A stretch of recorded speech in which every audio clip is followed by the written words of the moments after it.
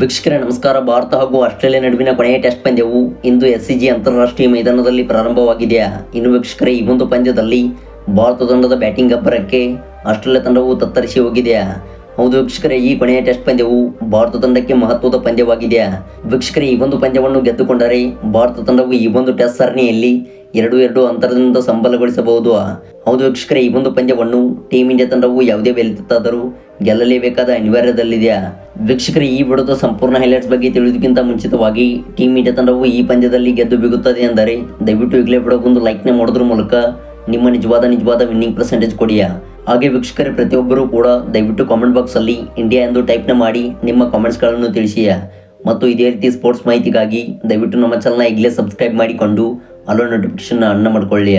ಹೌದು ವೀಕ್ಷಕರೇ, 5 ಟೆಸ್ಟ್ ಪಂದ್ಯಗಳ ಸರಣಿ ಪೈಕಿ ಇಂದು ಕೊನೆಯ ಟೆಸ್ಟ್ ಪಂದ್ಯವು SCG ಅಂತಾರಾಷ್ಟ್ರೀಯ ಮೈದಾನದಲ್ಲಿ ಪ್ರಾರಂಭವಾಗಿದೆಯಾ? ಇನ್ನು ವೀಕ್ಷಕರೇ, ಈ ಒಂದು ಪಂದ್ಯದಲ್ಲಿ ಟೀಮ್ ಇಂಡಿಯಾ ತಂಡದ ನಾಯಕರಾಗಿ ಜಸ್ಪ್ರೀತ್ ಬುಮ್ರಾ ಅವರು ತಂಡವನ್ನು ಮುನ್ನಡೆಸುತ್ತಿದ್ದಾರೆ. ಹೌದು, ಈ ಕೊನೆಯ ಟೆಸ್ಟ್ ಪಂದ್ಯದಲ್ಲಿ ಟಾಸ್ ಗೆದ್ದಂಥ ಟೀಮ್ ಇಂಡಿಯಾ ತಂಡವು ಮೊದಲು ಬ್ಯಾಟಿಂಗ್ ಆಯ್ದುಕೊಂಡಿತು. ಇನ್ನು ವೀಕ್ಷಕರೇ, ಟೀಮ್ ಇಂಡಿಯಾ ತಂಡದ ಪರವಾಗಿ 2 ಬದಲಾವಣೆಗಳೊಂದಿಗೆ ಈ ಒಂದು ಪಂದ್ಯದಲ್ಲಿ ಕಣಕ್ಕಿಳಿದಿದೆಯಾ? ಹೌದು ವೀಕ್ಷಕರೇ, ರೋಹಿತ್ ಶರ್ಮಾ ಅವರ ಬದಲಿಗೆ ಶುಭ್ಮನ್ ಗಿಲ್ ಅವರು ಪ್ಲೇಯಿಂಗ್ 11ನಲ್ಲಿ ಕಾಣಿಸಿಕೊಂಡರೆ, ಇತ್ತ ಆಕಾಶ್ದೀಪ್ ಅವರ ಬದಲಿಗೆ ಪ್ರಸಿದ್ಧ ಕೃಷ್ಣ ಅವರು ಪ್ಲೇಯಿಂಗ್ 11ನಲ್ಲಿ ಕಾಣಿಸಿಕೊಂಡಿದ್ದಾರೆ. ವೀಕ್ಷಕರೇ, ಈ ಬಲಿಷ್ಠ ಪ್ಲೇಯಿಂಗ್ 11ನೊಂದಿಗೆ ಭಾರತ ತಂಡವು ಕೊನೆಯ ಟೆಸ್ಟ್ ಪಂದ್ಯವನ್ನು ಸೆಣಸಾಡುತ್ತಿದೆ. ಇನ್ನು ವೀಕ್ಷಕರೇ, ಈ ಒಂದು ಡೈ ಪಂದ್ಯದಲ್ಲಿ ಟಾಸ್ ಗೆದ್ದಂಥ ಟೀಮ್ ಇಂಡಿಯಾ ತಂಡವು ಮೊದಲು ಬ್ಯಾಟಿಂಗ್ ಆಯ್ದುಕೊಂಡಾಗ ಓಪನಿಂಗ್ ಕ್ರಮಾಂಕದಲ್ಲಿ ಬಂದಿದ್ದ SSB ಜೈಸ್ವಾಲ್ ಹಾಗೂ KL ರಾಹುಲ್ ಅವರು ಉತ್ತಮ ಜೊತೆಯಾಟ ಆಡುವಲ್ಲಿ ವಿಫಲರಾದರು. ಹೌದು ವೀಕ್ಷಕರೇ, KL ರಾಹುಲ್ ಅವರು ಆಡಿದಂಥ 14 ಎಸೆತಗಳಲ್ಲಿ 4 ರನ್ ಸಿಡಿಸಿ ಮಿಚೆಲ್ ಸ್ಟಾರ್ಕ್ ಅವರ ಓವರ್ನಲ್ಲಿ ಸ್ಯಾಮ್ ಕಾನ್ಸ್ಟಾಸ್ ಅವರಿಗೆ ಕ್ಯಾಚ್ ನೀಡಿ ನಿರ್ಗಮಿಸಿದರು. ಇನ್ನು ವೀಕ್ಷಕರೇ, SSB ಜೈಸ್ವಾಲ್ ಅವರು ಸ್ಕಾಟ್ ಬೊಲೆಂಡ್ ಅವರ ಓವರ್ನಲ್ಲಿ ವೆಬ್ಸ್ಟರ್ ಅವರಿಗೆ ಕ್ಯಾಚ್ ನೀಡಿ ನಿರ್ಗಮಿಸಬೇಕಾಗಿದೆ.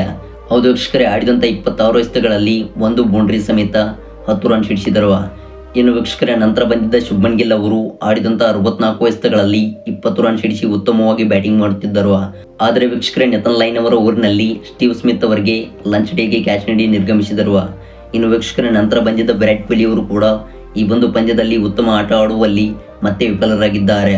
ಹೌದು, ಆಡಿದಂಥ 69 ಎಸೆತಗಳಲ್ಲಿ 17 ರನ್ ಸಿಡಿಸುವ ಮೂಲಕ ಸ್ಕಾಟ್ ಬೊಲೆಂಡ್ ಅವರ ಓವರ್ನಲ್ಲಿ ಮತ್ತೆ ವೆಬ್ಸ್ಟರ್ ಅವರಿಗೆ ಕ್ಯಾಚ್ ನೀಡಿ ನಿರ್ಗಮಿಸಿದರು.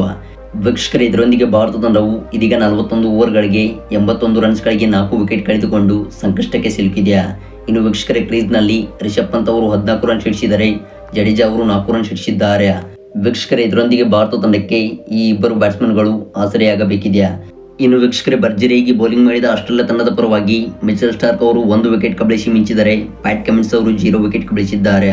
ಇನ್ನು ವೀಕ್ಷಕರೇ, ಸ್ಕಾಟ್ ಬೊಲೆಂಡ್ ಅವರು ಮತ್ತೆ ಕೊನೆಯ ಟೆಸ್ಟ್ ಪಂದ್ಯದಲ್ಲಿ ಮಿಂಚಿದರು.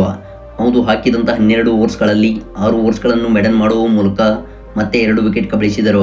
ಇನ್ನು ವೀಕ್ಷಕರೇ, ನೆಥನ್ ಲೈನ್ ಅವರು 1 ವಿಕೆಟ್ ಕಬಳಿಸುವ ಮೂಲಕ ಮತ್ತೆ ಟೀಮ್ ಇಂಡಿಯಾ ತಂಡದ ಬ್ಯಾಟ್ಸ್ಮನ್ಗಳಿಗೆ ಈ ಬೌಲರ್ಸ್ಗಳು ಕಂಟಕವಾಗಿದ್ದಾರೆ.